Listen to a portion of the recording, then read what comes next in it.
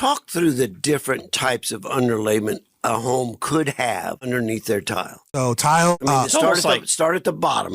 Builder grade is going to be what? So the bottom, and I don't recommend this, really don't, but I will say it. Synthetic is at the bottom. I don't recommend doing synthetic on a tile. Now shingle, that is very fine to do. Interesting. But not on tile roofs, but people do offer it. And the reason I say with the synthetic is because when you have the fiberglass mat, there's a tar base that once you put a nail through, it'll seal around it. The synthetic doesn't offer that. So let's say we don't have the best, someone doesn't have the best craftsmanship and they miss, well, now you have a hole in the synthetic. If you do it in the fiberglass mat, it won't matter because the tar seals. And so synthetic is at the bottom. Then there's the 30-pound that you can get, and that's fine.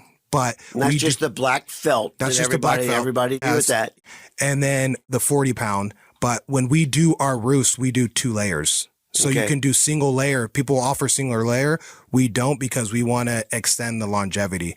So when we do the 40-pound, it's 2 layers. But when we do a tile seal, which tile seal is the top and that's the premium, that we only need 1 layer for that because it's a lot thicker when you're installing that underlayment. And that's a peel and stick? It's a peel and stick. Yes, it is.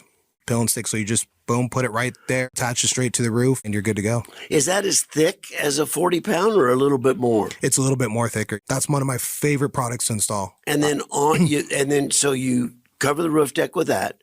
Then you put your batten strips down. Yes. And then tile over that. And then do you picture frame nail or do you nail off? With nail. And then also too, because you're bringing up battens, we have 2 battens that we offer. We offer your standard battens, but then we do offer a batten that has an actual, like a puck piece on it. So it's an elevated batten. Yes. So what's nice about that elevated batten is it's elevated so the water can run through the batten instead of just directly hitting it. It will prolong the roof life because it allows the water to flow better on the roof. There was a time I was actually going to invent new bats that would let water flow underneath it. I could never imagine putting all those series of dams on a roof. And it was what we were doing on every single tile roof. Rows and rows of water-stopping dams. That's literally what it is. Yes, it was. All right, so somebody's invented that. I've lost my opportunity. It's okay. Yep, good. Elevated battens are invented. Good, all right.